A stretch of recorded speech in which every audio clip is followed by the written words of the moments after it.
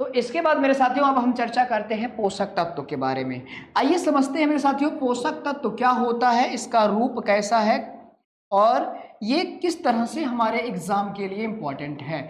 तो पहले हम लोग लिखेंगे पोषक तत्व, और ये पोषक तत्व मेरे दोस्तों दो भागों में डिवाइड होता है। कितने भागों में? दो भागों में। एक को कहा जाता है कार्बनिक भाग, यानी कि कार्बनिक पोषक तत्व जिसमें कार्बन की मात्रा पाई जाती है, कार्बनिक पोषक तत्व उसे कहते हैं। और एक को कहा जाता है मेरे साथियों, एक को कहते हैं हम लोग अकार्बनिक। एक को कहा जाता है कार्बनिक और एक को कहेंगे निश्चित रूप से अकार्बनिक। अकार्बनिक पोषक तत्व, अकार्बनिक पोषक तत्व। अगर मैं मेरे साथियों में कार्बनिक पोषक तत्व की बात करता हूं, किसकी? कार्बनिक पोषक तत्व की बात करता हूं, तो कार्बनिक पोषक तत्व मेरे साथियों चार प्रकार का होता है। पहला कार्बोहाइड्रेट, पहला कार्बोहाइड्रेट होता है मेरे दोस्तों, और इसके बारे में अभी हम मेरे दोस्तों विस्तृत चर्चा करने वाले हैं कि कार्बोहाइड्रेट से किस प्रकार के क्वेश्चन हमारे पेपर में पूछे जा सकते हैं। अगला है मेरे दोस्तों वसा। कार्बोहाइड्रेट के बाद कार्बनिक पदार्थ मेरे दोस्तों पोषक तत्व तो जो होता है वसा, और तीसरा है प्रोटीन, तीसरा है मेरे साथियों प्रोटीन, और चौथा होता है विटामिन। तो ये मेरे साथियों ये चार पोषक तत्व जो है ये कार्बनिक पोषक तत्व होते हैं, इनमें कार्बन की मात्रा पाई जाती है। वहीं अकार्बनिक पोषक तत्व में मेरे दोस्तों मुख्य रूप से दो ही आता है, एक जल जिसका सूत्र होता है H2O, और दूसरा होता है खनिज लवण। दूसरा होता है मेरे दोस्तों खनिज और लवण होता है, खनिज और लवण होता है। खनिज की अगर हम बात करते हैं मेरे साथियों, तो खनिज में आप जैसे देखेंगे लोहा, कैल्शियम, फास्फोरस, सोडियम, ये सभी मेरे दोस्तों, तो ये पोषक तत्व होता है। अब इससे क्वेश्चन कैसे पूछे जाते हैं? इससे क्वेश्चन मेरे दोस्तों बृहद और अल्प पूछा जाता है, बृहद और अल्प पूछा जाता है। जैसे मेरे दोस्तों अगर मैं बात करता हूं कि शरीर के निर्माण के लिए सबसे ज्यादा पोषक तत्व की आवश्यकता किसकी होती है, तो सबसे ज्यादा पोषक तत्व की आवश्यकता कार्बोहाइड्रेट की, वसा की और प्रोटीन की होती है। इसलिए इसे मेरे दोस्तों, इसलिए इसे बृहद पोषक तत्व कहा जाता है। इसलिए मेरे साथियों इसे बृहद पोषक तत्व कहते हैं। और चूंकि विटामिन की मेरे दोस्तों आवश्यकता बहुत कम मात्रा में होती है, अल्प मात्रा में होती है, इसलिए इसे सूक्ष्म पोषक तत्व कहा जाता है। इसे क्या कहते हैं? इसे सूक्ष्म पोषक तत्व कहते हैं। ठीक यही नियम मेरे दोस्तों, यही नियम, यही रेगुलेशन मेरे दोस्तों जल और खनिज लवण पर भी लागू होता है। यानी कि जल और खनिज लवण को भी मेरे दोस्तों सूक्ष्म पोषक तत्व कहा जाता है। क्या कहा जाता है? सूक्ष्म पोषक तत्व कहते हैं। तो ये भी आप ध्यान में रखिएगा मेरे दोस्तों, कौन सूक्ष्म पोषक तत्व होता है और कौन बृहद पोषक तत्व होता है। ठीक, एक चीज और याद रखिएगा मेरे साथियों, शरीर में जो पाचन की प्रक्रिया होती है, पाचन की प्रक्रिया में मेरे दोस्तों पचने का काम कौन सा पोषक तत्व करता है, कौन सा नहीं होता है, तो ये भी ध्यान रखिएगा। तो मेरे साथियों कार्बोहाइड्रेट, वसा और प्रोटीन, कार्बोहाइड्रेट, वसा और प्रोटीन मेरे दोस्तों इन्हीं का पाचन संभव होता है। इन्हीं का मेरे दोस्तों क्या होता है? इन्हीं का पाचन होता है। लेकिन मेरे दोस्तों विटामिन हो गया, जल की बात हो गई, खनिज लवण की बात हो गई, इनका पाचन नहीं होता है। इन मेरे दोस्तों इन चार के ध्यान रखिएगा, इनका जल का और खनिज लवण का मेरे दोस्तों पाचन नहीं होता है। ये आप नोट कर लीजिएगा, छाप लीजिएगा मेरे दोस्तों, इनका पाचन नहीं होता है, पाचन नहीं होता है। विटामिन का पाचन नहीं होता है, जल का पाचन नहीं होता है, खनिज और लवण का पाचन नहीं होता है, इनका अवशोषण होता है। इनका क्या होता है? तो इनका मेरे साथ याद रखिएगा अवशोषण होता है। तो इनका पाचन नहीं होता है, इनका अवशोषण होता है। किसका? विटामिन का, जल का, खनिज और लवण का। आगे बढ़ते हैं मेरे दोस्तों, अब एक एक कर इन्हें समझते हैं कि कार्बोहाइड्रेट क्या होता है, कैसे काम करता है, वसा क्या होता है, प्रोटीन क्या होते हैं, इन सभी के बारे में। तो आइए मेरे दोस्तों हम शुरू करते हैं सबसे नंबर 1 पर कार्बोहाइड्रेट के बारे में। तो कार्बोहाइड्रेट क्या होता है? कार्बोहाइड्रेट मेरे दोस्तों याद रखिएगा, अभी अभी मैंने बताया था, ये ऊर्जा निर्माणकारी पोषक तत्व है। कार्बोहाइड्रेट क्या है? तो कार्बोहाइड्रेट मेरे साथियों ऊर्जा निर्माणकारी पोषक तत्व है। कार्बोहाइड्रेट ऊर्जा निर्माणकारी पोषक तत्व होता है। कार्बोहाइड्रेट ऊर्जा निर्माणकारी पोषक तत्व है। तो कार्बोहाइड्रेट कैसा पोषक तत्व होता है मेरे साथियों? कार्बोहाइड्रेट ऊर्जा निर्माणकारी पोषक तत्व होता है।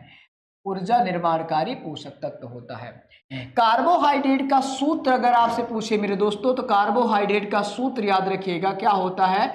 CnH2nOn होता है। या इसी सूत्र को ऐसे भी प्रदर्शित करते हैं, C2O का होल ट्वाइस N होता है। होल मेरे दोस्तों N होता है। क्या होता है?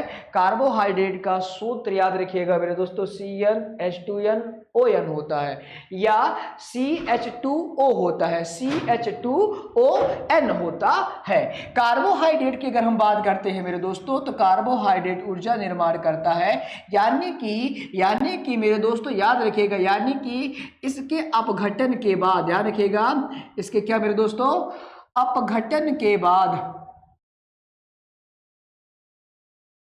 कार्बोहाइड्रेट के अपघटन के बाद मेरे दोस्तों, कार्बोहाइड्रेट के अपघटन के बाद शरीर को क्या प्राप्त होती है? तो शरीर को कार्य करने के लिए मेरे दोस्तों याद रखिएगा, कार्य करने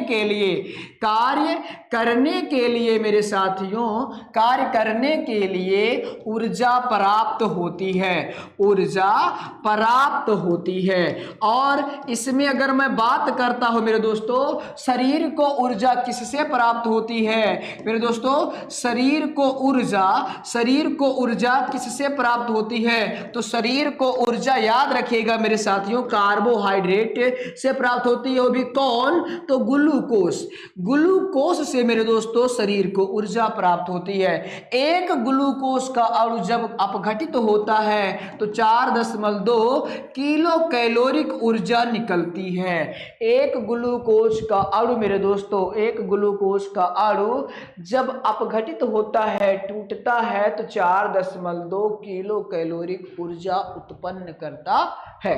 ठीक, ये आप ध्यान में रखिएगा।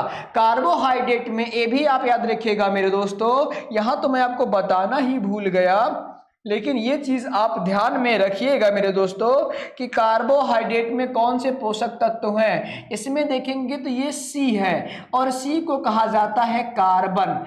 C को मेरे दोस्तों किससे करते हैं? कार्बन कहा जाता है। और ये H फॉर क्या होता है? हाइड्रोजन। H फॉर क्या है मेरे दोस्तों? हाइड्रोजन। और ये O है, और O फॉर क्या होता है? ऑक्सीजन। यानी कि कार्बोहाइड्रेट हाइड्रोजन, कार्बन और ऑक्सीजन नामक पोषक तत्व से मिलकर बना होता है। अब हम बात करते हैं कार्बोहाइड्रेट के प्रकार की। किसकी मेरे दोस्तों? कार्बोहाइड्रेट के प्रकार की। तो कार्बोहाइड्रेट वैसे तो दो रूपों में होता है, एक सरल और एक जटिल। मेरे दोस्तों अगर मैं प्रकार की बात करता हूं तो ये मुख्य रूप से दो ही होता है, एक सरल कार्बोहाइड्रेट और एक जटिल कार्बोहाइड्रेट। यानी कि एक सरल और दूसरा क्या होता है? दूसरा जटिल कार्बोहाइड्रेट। सरल कार्बोहाइड्रेट में मेरे दोस्तों अगर मैं उदाहरण की बात करूं, सरल कार्बोहाइड्रेट के उदाहरण की बात करता हूं मेरे साथियों, तो सरल कार्बोहाइड्रेट के उदाहरण होते हैं ग्लूकोज, फ्रक्टोज, माल्टोज, ये सभी क्या? ग्लूकोज मेरे दोस्तों क्या होता है? ग्लूकोज होता है, फ्रक्टोज होता है, फरकटोस होता है, माल्टोस होता है, ये सभी क्या है मेरे दोस्तों? तो ये सभी सरल कार्बोहाइड्रेट होते हैं। जटिल कार्बोहाइड्रेट की बात करते हैं तो जटिल कार्बोहाइड्रेट में सेलुलोज आता है मेरे साथियों। इसके बाद आता है स्टार्च आता है, सुक्रेज आता है मेरे साथियों। सुक्रेज के बाद ग्लाइकोजन आती है, ग्लाइकोजन आती है। तो ये सभी मेरे दोस्तों क्या होते हैं? ये सभी जटिल कार्बोहाइड्रेट होते हैं। लेकिन मेरे साथियों आप लोगों को मैं बता दूं कि इसी कार्बोहाइड्रेट को सेकेराइड के नाम से भी जाना जाता है। किससे मेरे दोस्तों? सेकेराइड के नाम से भी जाना जाता है। कार्बोहाइड्रेट को सेकेराइड के नाम से भी जाना जाता है, और जिसके कारण मेरे दोस्तों इसे 3 भागों में बांटते हैं। जाना जाता तो सेकेराइड के नाम से किसे जाना जाता है? कार्बोहाइड्रेट को जाना जाता है। और इस सेकेराइड के अनुसार मेरे दोस्तों सेकेराइड के कारण ये 3 प्रकार का होता है। सेकेराइड के कारण मेरे दोस्तों कितने प्रकार का होता है? तो सेकेराइड के कारण ये 3 प्रकार का होता है। कौन कौन सा? तो कौन कौन से में मेरे दोस्तों याद रखिएगा, आता है मोनोसेकेराइड, मोनोसेकेराइड, इसके बाद मेरे दोस्तों डाइसेकेराइड, मोनोसेकेराइड, डाइसेकेराइड और पॉलीसेकेराइड। तो मोनोसेकेराइड, डाइसेकेराइड और पॉलीसेकेराइड। मोनोसेकेराइड के एग्जांपल याद रखिएगा मेरे दोस्तों, ग्लूकोज और फ्रक्टोज। ग्लूकोज मेरे दोस्तों और फ्रक्टोज, ग्लूकोज और फ्रक्टोज मेरे साथियों ये किसके उदाहरण हैं? तो ये उदाहरण होते हैं मेरे दोस्तों मोनोसेकेराइड के। ठीक, तो ये एग्जाम्पल किसके हैं? तो ये मोनोसेकेराइड के हैं। वहीं डाइसेकेराइड के अगर मैं एग्जाम्पल की बात करता हूँ, डाइसेकेराइड के मेरे दोस्तों एग्जाम्पल की बात करता हूँ, तो इसमें आता है माल्टोस, इसमें माल्टोस आता है, लैक्टोस आता है। माल्टोस, लैक्टोस मेरे दोस्तों ये डाइसेकेराइड के अंतर्गत आते हैं। वहीं पॉलीसेकेराइड के अंतर्गत कौन सा एग्जाम्पल आता है? तो भैया सेलुलोज, जो कि पौधों में पाया जाता है, पौधों की कोशिका भित्ति में पाया जाता है सेलुलोज। और मनुष्य के शरीर के अंदर जो कार्बोहाइड्रेट इकट्ठा होता है उसे कहते हैं ग्लाइकोजन, ग्लाइकोजन मेरे दोस्तों। और इसके अलावा स्टार्च, स्टार्च ये मेरे दोस्तों क्या होते हैं? तो ये पॉलीसेकेराइड होते हैं। ये सेकेराइड हो जाता है। और एक चीज और याद रखिएगा मेरे दोस्तों, सेकेराइड की अधिकता के कारण, कार्बोहाइड्रेट की अधिकता के कारण मनुष्य के शरीर का ओजन और मोटापा बढ़ता है। मनुष्य के शरीर का ओजन और मोटापा बढ़ता है, ये चीज आप याद रखिएगा। इसमें से आप ग्लूकोज को याद रखिएगा मेरे दोस्तों। इसमें से याद करने लायक बिंदु कौन सा है? तो याद करने लायक बिंदु मेरे दोस्तों ग्लूकोज होता है। ग्लूकोज को याद रखिएगा मेरे साथियों, कोशिका का ईंधन कहते हैं। ग्लूकोज को क्या कहा जाता है?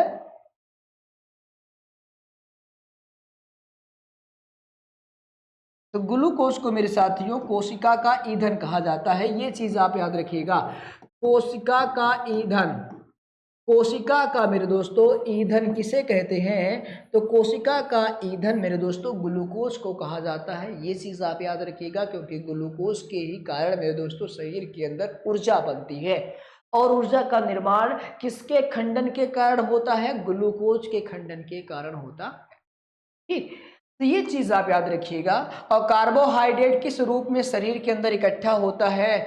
तो कार्बोहाइड्रेट मेरे दोस्तों जंतुओं के शरीर के अंदर सेलुलोज के रूप में इकट्ठा होता है, और पौधों के अंदर जंतुओं के अंदर ग्लाइकोजन के रूप में, और पौधों के अंदर सेलुलोज के रूप में इकट्ठा होता है। ठीक, आगे बढ़ते हैं मेरे दोस्तों अगले टॉपिक की ओर। अगला टॉपिक है वसा। अगला टॉपिक हमारा क्या है? अगला टॉपिक मेरे दोस्तों हमारा है वसा। अब दूसरा कारक है, दूसरा पोषक तत्व मेरे दोस्तों, दूसरा पोषक तत्व है वसा, जिसे फैट के नाम से भी जाना जाता है। वसा की बात करते हैं तो ये भी मेरे दोस्तों ऊर्जा निर्माणकारी पोषक तत्व है। वसा भी क्या है? तो वसा भी मेरे साथियों ऊर्जा निर्माणकारी पोषक तत्व है। ऊर्जा निर्माणकारी पोषक तत्व होता है। तो वसा भी ऊर्जा निर्माणकारी पोषक तत्व होता है। लेकिन अगर प्रयोग की बात आए मेरे दोस्तों, अभी से भी देखते हैं प्रयोग कैसे किया जाता है। वसा का सूत्र याद रखिएगा मेरे दोस्तों। हाँ, एक चीज तो मैंने यहाँ बताना भूल गया, यहाँ मेरे दोस्तों याद रखिएगा, इसमें स्रोत कौन सा है? कार्बोहाइड्रेट प्राप्त करने के स्रोत, कार्बोहाइड्रेट प्राप्त करने के मेरे दोस्तों स्रोत कौन से होते हैं? कहाँ से हमें कार्बोहाइड्रेट प्राप्त प्राप्त हो सकता है। कहाँ से हमें कार्बोहाइड्रेट मेरे साथियों प्राप्त होता है? तो स्रोत याद रखिएगा, स्रोत। स्रोत क्या है? तो स्रोत मेरे दोस्तों गन्ना है, गन्ना है मेरे दोस्तों, गुड़ है, गन्ना गुड़, चावल, चावल है, गेहूं मेरे दोस्तों, गेहूं, मक्का, गेहूं, मक्का, शहद, शहद मेरे दोस्तों, ये सभी क्या है? ये सभी एक अच्छे कार्बोहाइड्रेट के स्रोत होते हैं। ठीक, केला भी याद रखिएगा मेरे दोस्तों, केला भी कार्बोहाइड्रेट का एक अच्छा स्रोत माना जाता है। ठीक, अगला है वसा के बारे में हम लोग पढ़ रहे थे। वसा क्या होता है? तो वसा भी ऊर्जा निर्माणकारी पोषक तत्व है। वसा भी मेरे दोस्तों ऊर्जा निर्माणकारी पोषक तत्व होता है। इसका सूत्र क्या है? तो वसा का अगर मैं सूत्र की बात करता हूं तो इसका सूत्र में दोस्तों CnH2nOn-1 होता है। CnH2nOn-1 होता है। C फॉर जहां carbon, H for hydrogen, O for oxygen होता है। यहां याद रखिएगा मेरे दोस्तों, कार्बोहाइड्रेट की अपेक्षा मेरे दोस्तों, कार्बोहाइड्रेट्स की अपेक्षा मेरे दोस्तों, कार्बोहाइड्रेट की अपेक्षा एक ऑक्सीजन के अणु की कमी होती है मेरे दोस्तों, एक ऑक्सीजन अणु की कमी होती है, एक ऑक्सीजन अणु की क्या होती है? कमी होती है। तो ये चीज भी आप नोट कर ध्यान में रखिएगा मेरे दोस्तों। वसा और कार्बोहाइड्रेट में क्या अंतर होता है? तो कार्बोहाइड्रेट में ऑक्सीजन की एक अणु की मात्रा ज्यादा होती है, वहीं वसा में एक अणु की मात्रा कम होता है। ठीक, और अगर मैं वसा की बात करता हूं मेरे दोस्तों, वसा कितने प्रकार की होती है? तो वसा मेरे दोस्तों दो प्रकार की होती है। वसा के अगर मैं प्रकार की बात करता हूं तो वसा कितने प्रकार की होती है? तो मेरे साथियों वसा दो प्रकार की होती है। कितने प्रकार की? वसा दो प्रकार की होती है। कौन कौन सा मेरे दोस्तों? एक होता है असंतृप्त वसा, एक है मेरे साथियों असंतृप्त वसा, असंतृप्त वसा एक होता है मेरे साथियों असंतृप्त वसा, असंतृप्त वसा, और दूसरा होता है मेरे साथियों संतृप्त वसा। जब एक असंतृप्त है तो दूसरा बेसिक रूप से आप समझ जाइए क्या हो सकता है? तो ये संतृप्त वसा होगा। तो एक असंतृप्त वसा है और एक संतृप्त वसा होता है। अंतर क्या होता है? अंतर क्या होता है मेरे साथियों? असंतृप्त वसा में याद रखिएगा दोहरा बंधन पाया जाता है। कार्बन परमाणुओं के बीच में कैसा बंधन होता है मेरे दोस्तों? तो कार्बन परमाणुओं के बीच में, ध्यान रखिएगा किसके बीच में? कार्बन परमाणुओं के बीच में मेरे दोस्तों, कार्बन परमाणुओं के बीच में दोहरा बंधन पाया जाता है, यानी कि डबल बॉन्ड पाया जाता है। तो उसे असंतृप्त वसा कहते हैं। उसे क्या कहा जाता है? उसे असंतृप्त वसा कहा जाता है। और असंतृप्त वसा मेरे दोस्तों किस में पाया जाता है? असंतृप्त वसा मेरे दोस्तों जंतुओं से प्राप्त होता है कि मेरे साथियों पौधों से प्राप्त होता है, ये आपको बताना है। चलिए देखते हैं कितने लोग मेरे दोस्तों, आप ये कमेंट कर बताइएगा। ठीक, तो असंतृप्त वसा होता है। उदाहरण की बात करते हैं, किसकी बात करते हैं मेरे दोस्तों?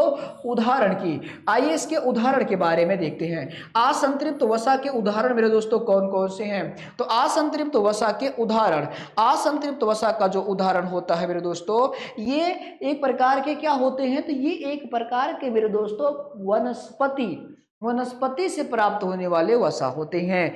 ये एक प्रकार से मेरे दोस्तों वनस्पति से प्राप्त होने वाले वसा होते हैं। इसलिए मेरे दोस्तों अगर उदाहरण की बात करें तो तेल, जितने प्रकार के तेल संभव हैं, चाहे सूरजमुखी का तेल हो, नारियल का तेल हो, बादाम का तेल हो, ठीक है, कोई भी तेल हो, तो वो कहलाते हैं किसका? पादप का। याद रखिएगा मेरे दोस्तों, किसका? पादप का। पादप का अगर तेल है तो वो असंतृप्त वसा के अंतर्गत आता है। किसके अंतर्गत आता है मेरे दोस्तों? तो वह असंतृप्त वसा के अंतर्गत आता है। ठीक, वह किसके अंतर्गत आता है? तो वह असंतृप्त वसा के अंतर्गत आता है। वहीं मेरे दोस्तों संतृप्त वसा क्या होता है? संतृप्त वसा क्या होता है? संतृप्त वसा की अगर मैं बात करता हूं मेरे दोस्तों, तो ये होता है जंतु वसा। ध्यान रखिएगा, इसमें तेल आ जाता है, सूरजमुखी, ये सभी। और संतृप्त वसा किसे कहते हैं, तो जिसमें कार्बन परमाणुओं के बीच में मेरे दोस्तों सिंगल बंध पाया जाए। ध्यान रखिएगा, कैसा बंध, सिंगल बंध, यानी कि एकल बंध मेरे दोस्तों। कार्बन परमाणु के बीच में अगर एकल बंध पाया जाता है तो ऐसे वसा को, ऐसे कार्बन परमाणु वाले क्षेत्र को मेरे दोस्तों एकल बंध यानी संतृप्त वसा कहा जाता है। और इसमें कौन आता है, तो इसमें याद रखिएगा मेरे दोस्तों जंतु से प्राप्त जो वसा होता है, जंतु से प्राप्त वसा, जंतु से प्राप्त वसा मेरे दोस्तों जो होते हैं ये संतृप्त में आते हैं। वहीं पादप से प्राप्त मेरे दोस्तों याद रखिएगा, पादप से प्राप्त, पादप बोलिए या वनस्पति बोलिए, पादप बोलिए या वनस्पति बोलिए, वनस्पति से मेरे दोस्तों प्राप्त वसा, वनस्पति से प्राप्त वसा जो होता है मेरे दोस्तों वो होता है कौन, वो होता है असंतृप्त वसा।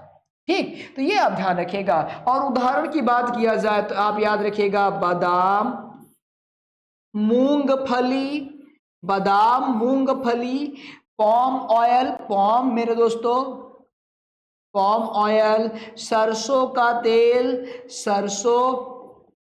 सरसों का तेल, मूंगफली, बादाम, सरसों का तेल, नारियल का तेल, नारियल का तेल, ये सभी मेरे दोस्तों कैसे होते हैं, असंतृप्त वसा होते हैं। वहीं अगर मैं जंतु की वसा की बात करता हूं मेरे दोस्तों, तो जंतु की वसा में दूध आता है, मक्खन आता है मेरे दोस्तों, माँ अधका खाना, मक्खन आता है, घी आता है, घी, मक्खन, घी मेरे दोस्तों,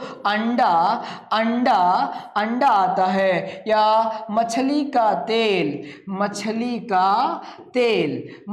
का तेल मेरे दोस्तों, ये सभी कैसे वसा होते हैं, तो ये सभी संतृप्त वसा होते हैं। एक चीज याद रखिएगा मेरे दोस्तों, असंतृप्त वसा पादप वसा को कहा जाता है, पादप से या वनस्पतियों से प्राप्त वसा मेरे दोस्तों असंतृप्त होता है। वही संतृप्त वसा मेरे दोस्तों जंतुओं से प्राप्त वसा जो होता है, जंतुओं से जो प्राप्त वसा होता है उसे मेरे साथियों हम लोग क्या कहते हैं, उसे मेरे साथियों हम लोग कहते हैं संतृप्त वसा। ये आप ध्यान में रखिएगा, ये आप क्या रखेंगे मेरे दोस्तों, ध्यान में रखेंगे। एक चीज और याद रखिएगा, वसा का सबसे अच्छा उदाहरण क्या है, यानी कि मेरे दोस्तों कौन सा वसा खाने के लिए सबसे ज्यादा सुटेबल होता है, सबसे ज्यादा अच्छा। तो मेरे दोस्तों सबसे ज्यादा अच्छा,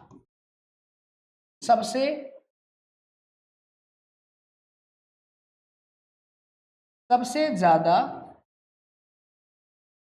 ज्यादा अच्छा वसा कौन सा है, तो सबसे ज्यादा अच्छा वसा मेरे साथ याद रखिएगा कुसुम का तेल जो होता है, इसका जो मेरे दोस्तों अगर भोजन बनाकर हम लोग सेवन करते हैं तो ये सबसे ज़्यादा अच्छा वसा वाला पदार्थ माना जाता है। हाँ, इसकी कमी से रोग भी होता है मेरे दोस्तों, इसकी कमी से रोग होता है। इसकी कमी से क्या होता है, तो वसा की कमी से मेरे साथियों रोग भी होते हैं। ध्यान रखिएगा, वसा की कमी से रोग भी होता है। कौन सा रोग, तो वसा की कमी से मेरे दोस्तों होने वाला रोग, वसा की कमी से होने वाला रोग कौन सा है, तो वसा की कमी से होने वाला मेरे दोस्तों जो रोग है वो है एथेरोस्क्लेरोसिस होता है। क्या होता है मेरे दोस्तों, एथेरोस्क्लेरोसिस होता है, एथेरोस्क्लेरोसिस होता है। इसमें क्या होता है, इसमें मेरे दोस्तों धीरे धीरे शरीर की सारी चर्बी गायब हो जाती है, कोलेस्ट्रॉल कम हो जाता है। ठीक, तो ये आप ध्यान में रखिएगा क्या होता है, एथेरियो। रोग का नाम क्या है मेरे दोस्तों, तो रोग का नाम आप छाप लीजिएगा, एथेरो एस्कोलिसिस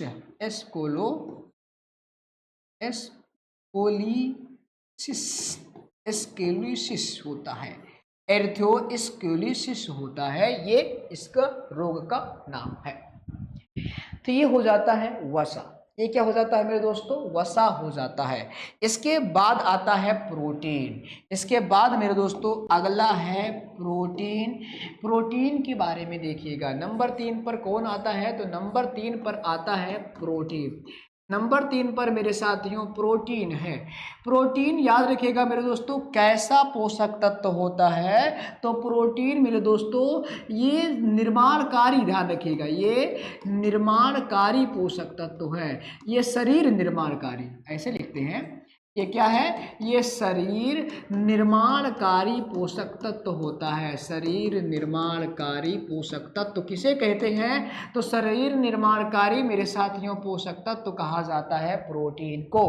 प्रोटीन का निर्माण याद रखिएगा मेरे दोस्तों किससे होता है, प्रोटीन का निर्माण मेरे दोस्तों एमिनो अम्ल से होता है। किससे, एमिनो अम्ल, एमिनो अम्ल के बहुलक से, के बहुलक, एमिनो अम्ल के बहुलक से मेरे दोस्तों प्रोटीन का निर्माण होता है। एमिनो अम्ल के बहुलक से निर्मित होता है। प्रोटीन किससे निर्मित होता है, एमिनो अम्ल के बहुलक से निर्मित होता है। एक प्रोटीन अणु बनाने के लिए याद रखिएगा मेरे दोस्तों, एक प्रोटीन के अणु को बनाने के लिए मेरे दोस्तों हमें 10+10 एमिनो अम्ल की आवश्यकता होती है। मेरे दोस्तों 10+10 एमिनो अम्ल की आवश्यकता होती है। 10 एमिनो अम्ल और प्लस 10 एमिनो अम्ल। तो ये मेरे दोस्तों मैंने इसलिए ऐसा क्यों लिखा है, तो मैंने इसलिए ऐसा लिखा है मेरे साथियों क्योंकि ये जो 10 एमिनो अम्ल होते हैं ये शरीर के अंदर होते हैं, शरीर में पाए जाते हैं। 10 एमिनो अम्ल शरीर में पाए जाते हैं मेरे दोस्तों, पाए जाते हैं। और जबकि मेरे दोस्तों 10 एमिनो अम्ल जो हैं ये पोषक तत्व भोज्य पदार्थ से प्राप्त होते हैं। कहाँ से प्राप्त होते हैं, भोज्य पदार्थों के पाचन के बाद प्राप्त होता है। तो भोज्य पदार्थों के पाचन के बाद मेरे दोस्तों 10 एमिनो अम्ल प्राप्त होते हैं और शरीर के अंदर 10 एमिनो अम्ल पहले से होते हैं। और ये जब 10 और 10 मिलते हैं तो बनता है 20 एमिनो अम्ल। क्या बनता है मेरे दोस्तों, 20 एमिनो अम्ल बनता है। यानी कि प्रोटीन का निर्माण मेरे दोस्तों 20 एमिनो अम्लों से बनता है। फिलहाल यहाँ में इसे नहीं लिखते हैं। प्रोटीन का निर्माण मेरे दोस्तों कितने एमिनो अम्लों से होता है, तो एक प्रोटीन के अणु के निर्माण के लिए मेरे साथियों 20 एमिनो अम्ल, याद रखिएगा कितने, तो 20 एमिनो अम्ल ध्यान रखिएगा जब आपस में जुड़ते हैं तो एक प्रोटीन का अणु बनता है। अगर मैं प्रोटीन के मेरे दोस्तों घटक की बात करते हैं, प्रोटीन के घटक मेरे दोस्तों, तो प्रोटीन के घटक में कौन कौन आता है, तो प्रोटीन के घटक में कार्बन के अलावा हाइड्रोजन के अलावा ऑक्सीजन। लेकिन मेरे दोस्तों जो इसे प्रोटीन बनाता है वह है नाइट्रोजन। वह क्या होता है, वह नाइट्रोजन होता है। यानी कि मेरे दोस्तों प्रोटीन में कार्बन, हाइड्रोजन, ऑक्सीजन के अलावा क्या पाया जाता है, नाइट्रोजन पाया जाता है। अल्प मात्रा में मेरे दोस्तों याद रखिएगा, अल्प मात्रा में इसमें सल्फर भी पाया जाता है। अल्प मात्रा में इसमें सल्फर होता है मेरे दोस्तों। इसके अलावा इसमें सल्फर होता है, पोटेशियम होता है, ठीक, पोटेशियम होता है, आदि तत्व भी होते हैं, आर्सेनिक भी होता है, ठीक। तो ये प्रोटीन होता है और प्रोटीन शरीर का निर्माणकारी पोषक तत्व होता है। प्रोटीन मेरे दोस्तों किस भोज्य पदार्थ से प्राप्त होता है, प्रोटीन का सबसे अच्छा स्रोत कौन सा है, तो अगर मैं स्रोत की बात करता हूं, किसकी, प्रोटीन की मेरे दोस्तों स्रोत, प्रोटीन हमें कहां से मिल सकते हैं, तो प्रोटीन मेरे दोस्तों, प्रोटीन हमें दूध से मिलता है। प्रोटीन हमें मेरे दोस्तों हरी साग सब्जियों से मेरे दोस्तों, हरी साग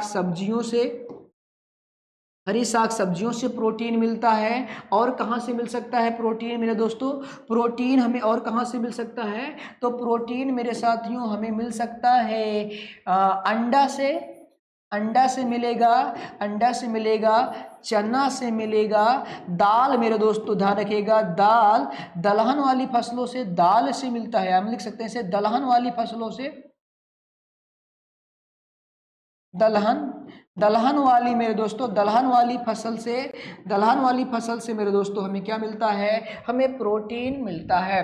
ठीक, पनीर हो गया आपका फेवरेट भैया, पनीर, पनीर कैसे भूल सकते हैं, पनीर से भी प्रोटीन मिलता है। ठीक, और मशरूम,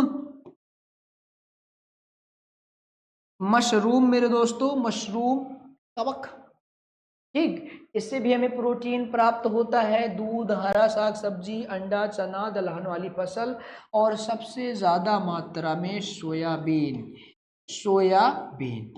प्रोटीन सबसे अधिक मात्रा में किसमें पाया जाता है, तो मेरे साथियों याद रखिएगा, प्रोटीन सबसे अधिक मात्रा में, सबसे ज्यादा प्रोटीन किसमें पाया जाता है, तो सबसे ज्यादा प्रोटीन मेरे साथियों सोयाबीन में पाया जाता है। हाँ, इसका कुछ दुष्प्रभाव भी है, प्रोटीन का मेरे साथियों कुछ दुष्प्रभाव भी होता है। जैसे प्रोटीन की कमी से रोग होता है, प्रोटीन की कमी से मेरे दोस्तों दो रोग होते हैं, प्रोटीन की कमी से दो रोग होते हैं। कितने रोग मेरे दोस्तों, प्रोटीन की कमी से दो रोग होते हैं। कौन कौन सा रोग होता है, ये कौन कौन सा रोग होता है, तो एक रोग मेरे दोस्तों, एक रोग इस तरफ लिखेंगे, एक रोग इस तरफ, एक रोग होता है मेरेस्मस, मेरेस्मस, एक रोग है मेरेस्मस, और दूसरा रोग होता है मेरे दोस्तों क्वाइसियोकर,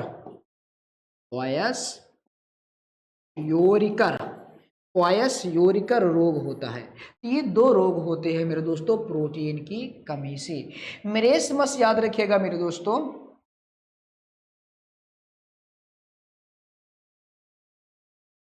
कहाँ आ गए हम,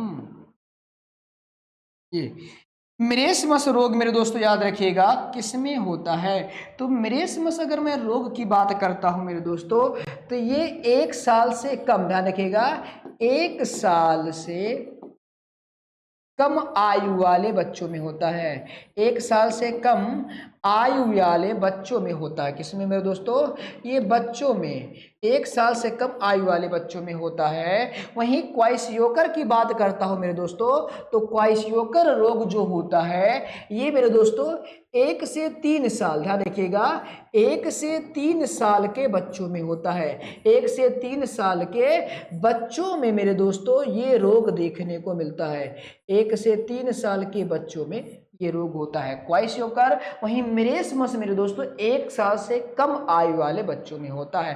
कारण, अगर आपसे पूछे कारण क्या है, इस रोग का होने का कारण क्या है मेरे दोस्तों, तो आप सभी लोगों को पता है प्रोटीन की कमी। लेकिन एक्चुअल में प्रोटीन की कमी किसके कारण होता है, याद रखिएगा, माँ का दूध ना पाने के कारण, माँ का मेरे दोस्तों दूध, माँ का दूध ना पाने के कारण, ना पाने के कारण मेरे दोस्तों, ना पाने के कारण यह रोग होता है, ये प्रोटीन हो जाता है, ये क्या हो जाता है, प्रोटीन हो जाता है। ठीक, तो ये मेरे दोस्तों याद रखिएगा प्रोटीन, जो कि काफ़ी ज़्यादा इम्पोर्टेंट है और अक्सर कम्पिटिटिव एग्जाम में चर्चा का विषय बना रहता है। अक्सर मेरे दोस्तों प्रोटीन कम्पिटिटिव एग्जाम में चर्चा का विषय बना रहता। ठीक, आगे बढ़े। एक चीज़ और है मेरे दोस्तों, जो ये प्रोटीन होता है इसे विभिन्न नामों से भी जानते हैं, प्रोटीन को मेरे दोस्तों विभिन्न नामों से भी जाना जाता है। जैसे जैसे मेरे दोस्तों अंडे में कौन सा प्रोटीन पाया जाता है, रुधिर में कौन सा प्रोटीन पाया जाता है मेरे दोस्तों, रक्त में कौन सा प्रोटीन है, अंडे में कौन सा प्रोटीन होता है, दाल में प्रोटीन कौन सा होता है, वगैरह वगैरह वगैरह, इसे भी लिख लेते हैं यहाँ नेक्स्ट पेज पर मेरे दोस्तों। तो सबसे पहले आप लोग बनाइए कौन सा, भैया सबसे पहले याद रखिएगा प्रोटीन के विभिन्न नाम। अगला जो हमारा मोस्ट इंपॉर्टेंट हेडिंग है वो है प्रोटीन,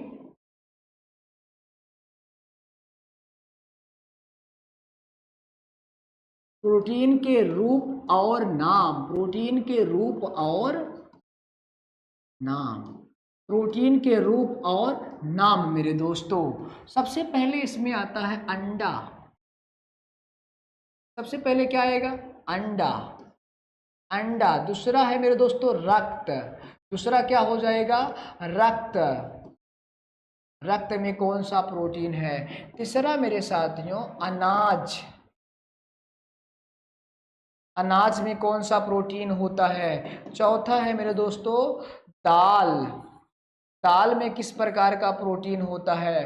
ठीक है, दाल हो जाए, अनाज हो जाए, ये मेरे दोस्तों किस प्रकार के प्रोटीन इसमें पाए जाते हैं, ये पूछ सकता है आपके पेपर में। अगर किसी को पता है मेरे दोस्तों, जिसका कमेंट आप ज़रूर कमेंट बॉक्स में करिएगा। चलिए फिलहाल अगर हम बढ़ते हैं अपने क्वेश्चन की ओर मेरे दोस्तों, अंडा और रक्त की बात करते हैं। तो मेरे दोस्तों अंडा और रक्त में कैसा प्रोटीन होता है? तो भैया एल्बुमिन, एल्बुमिन मेरे दोस्तों, और रक्त में ग्लोबुमिन,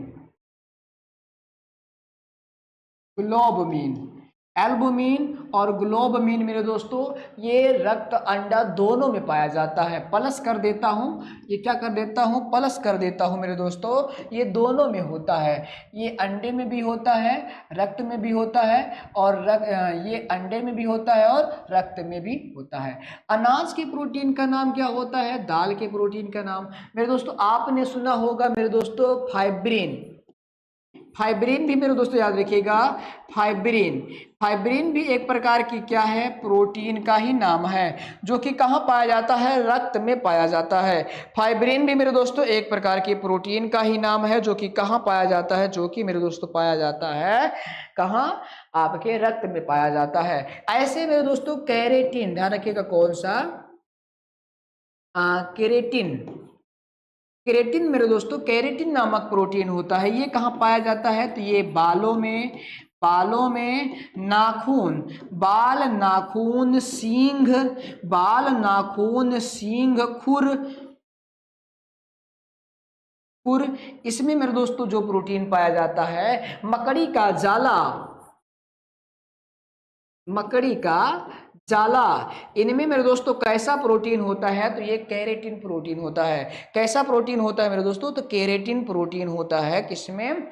ये मेरे दोस्तों किसमें? तो ये बाल, नाखून, सींग, खुर, मकड़ी का जाल। ठीक, अब बात करते हैं दाल, दाल में कैसा प्रोटीन होता है और अनाज में कैसा प्रोटीन होता है? तो मेरे दोस्तों दाल में अगर मैं बात करता हूँ तो दाल में प्रोलैंगमिन्स होता है, प्रोलैंगमिन्स नामक प्रोटीन होता है। वहीं अनाज में मेरे दोस्तों ग्लोमेटिन्स, ग्लोमेटिन्स मेरे दोस्तों, ग्लोमेटिन्स नामक प्रोटीन होता है, ग्लोमेटिन्स नामक प्रोटीन होता है।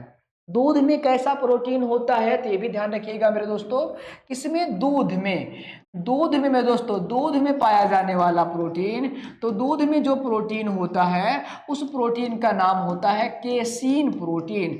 दूध में पाया जाने वाला प्रोटीन का नाम क्या होता है? तो दूध में पाया जाने वाला प्रोटीन का नाम मेरे साथियों केसीन प्रोटीन होता है। ये 6 हुए थे, तो ये हो गया 7वां, ये हो गया 7वां।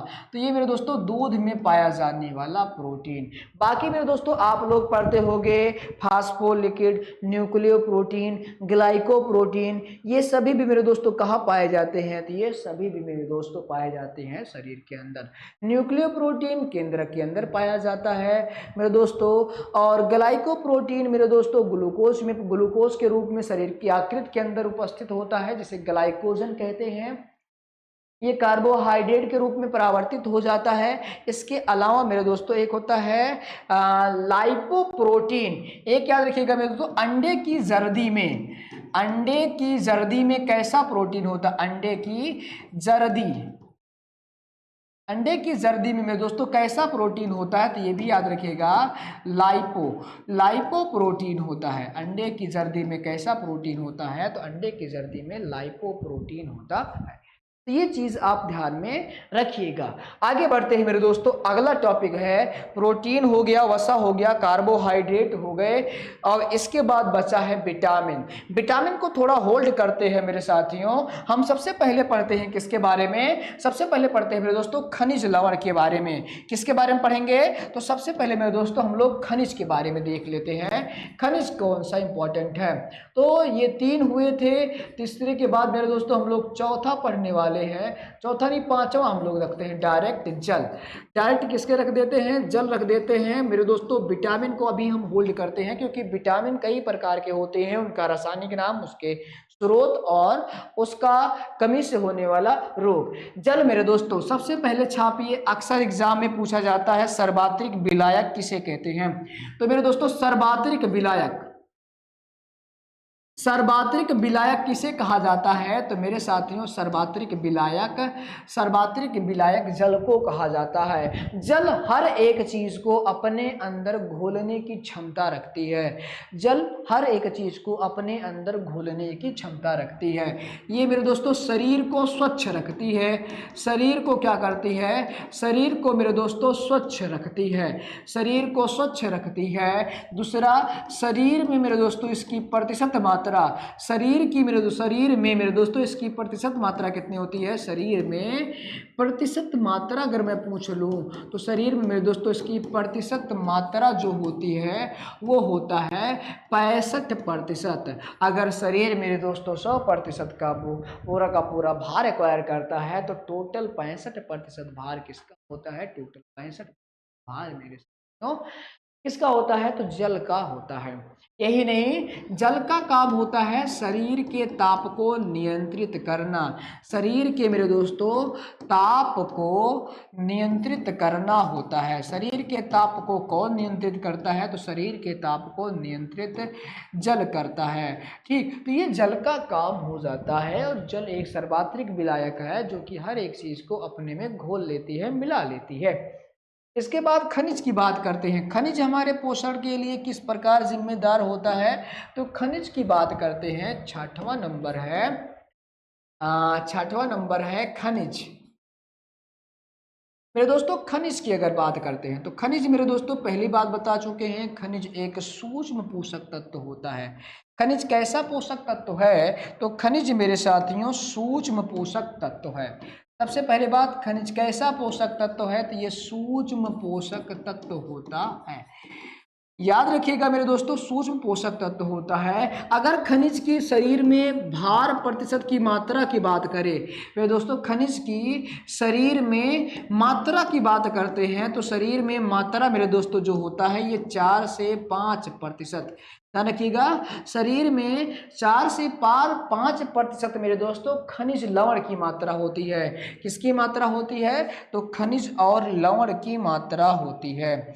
खनिज और लवण की मात्रा, तो खनिज और लवण की हम लोग बात कर रहे हैं। तो खनिज और लवण की मात्रा मेरे दोस्तों शरीर में कितनी होती है? तो 4 से 5% है। ये सूक्ष्म पोषक तत्व होते हैं। और अगर बात किया जाए शरीर में कितने खनिज लवण की मात्रा, खनिज की आवश्यकता होती है या लवण की आवश्यकता होती है, तो मेरे दोस्तों टोटल 29, ध्यान रखिएगा 29 तत्व खनिज रूप में, ध्यान रखिए किस रूप में? खनिज और लवण के रूप में, खनिज और लवण के रूप में मेरे दोस्तों शरीर के अंदर पाए जाते हैं। शरीर के अंदर कहाँ मेरे दोस्तों? शरीर में उपस्थित होते हैं। याद रखिएगा, शरीर में कितने खनिज की आवश्यकता होती है? तो शरीर में मेरे दोस्तों 29 तत्वों की आवश्यकता होती है। 29 खनिज के तत्वों की आवश्यकता होती है। इसमें से 29 में से 21 अनिवार्य हैं। 21 क्या होते हैं? तो 21 मेरे दोस्तों अनिवार्य हैं। ये डेली मेरे दोस्तों डेली इन पोषक तत्वों की आवश्यकता यानी कि कमी पड़ती है और इसे डेली का डेली सेवन होना चाहिए। ठीक, तो ये 21 तत्व अनिवार्य होते हैं जो कि शरीर में विद्यमान रहते हैं, बनते रहते हैं, बिगड़ते रहते हैं। लेकिन मेरे दोस्तों कुछ तत्व यानी कि जो बचते हैं 8 तत्व, ये कभी अल्प मात्रा में होते हैं, कभी नहीं होते हैं, कभी होते हैं, ऐसे। ठीक, इसमें से कुछ खनिज के बारे में बात करते हैं जिससे संबंधित कुछ रोग भी हैं। जैसे मेरे दोस्तों हम बात करते हैं लोहा, Fe मेरे दोस्तों Fe से बना होता है हीमोग्लोबिन। Fe से क्या बना होता है? हीमोग्लोबिन बना होता है। हीमोग्लोबिन को मेरे दोस्तों याद रखिएगा क्या कहते हैं? श्वसन रंजक कहा जाता है। श्वसन रंजक कहा जाता है मेरे दोस्तों। और यह निर्माण करता है किसका, या फिर मेरे दोस्तों निर्माण करता है आरबीसीएस का। किसका, आरबीसीएस रेड ब्लड कार्पल्स का निर्माण करता है। और जब भी इसकी कमी होती है मेरे दोस्तों, याद रखिएगा, जब इसकी कमी होती है या फिर कि मेरे दोस्तों जब कमी होती है, या फिर किसे कहते हैं, फेरस को कहा जाता है, इसी को लोहा कहा जाता है। इसी को क्या कहते हैं, इसी को मेरे दोस्तों लोहा कहते हैं। फेरस बोलिए या लोहा बोलिए, बात एक है। इसकी कमी से मेरे दोस्तों याद रखिएगा एनीमिया रोग होता है। एनीमिया रोग होता है, लोहे की कमी से एनीमिया रोग होता है। इसकी कमी से मेरे दोस्तों जब ये घटता है तो टाइफाइड रोग में भी ये लोहा ही प्रभावित होता है। आरबीसी कौन प्रभावित होता है, आरबीसी प्रभावित होता है। ठीक, सिकल सेल एनीमिया आया है तो यार रेड ब्लड कार्पल्स जरूर प्रभावित होता है। इसके अलावा और कुछ खनिज हैं, जैसे आई का मतलब क्या होता है, आयोडीन। आई का मतलब मेरे दोस्तों आयोडीन की कमी से मेरे दोस्तों कौन सा रोग हो जाता है, तो आयोडीन की कमी से मेरे दोस्तों याद रखिएगा गलगंडा रोग, गलगंडा या घेंघा रोग मेरे दोस्तों, या घेंघा रोग, गलगंडा रोग बोलिए या घेंघा रोग बोलिए, किसके कारण होता है मेरे दोस्तों, तो ये आयोडीन, किसके कारण मेरे दोस्तों, आयोडीन नामक खनिज के कारण, आयोडीन नामक मेरे दोस्तों, आयोडीन नामक खनिज के कारण यह रोग होता है। ठीक, इसके अलावा अन्य खनिज की बात करते हैं। इसके अलावा मेरे दोस्तों अन्य खनिज की बात करते हैं, जैसे कैल्शियम और फास्फोरस। कैल्शियम और फास्फोरस की चर्चा करते हैं। Ca का मतलब क्या हो जाएगा, Ca का मतलब मेरे दोस्तों कैल्शियम, Ca का मतलब कैल्शियम हो गया, P का मतलब हो जाता है फास्फोरस।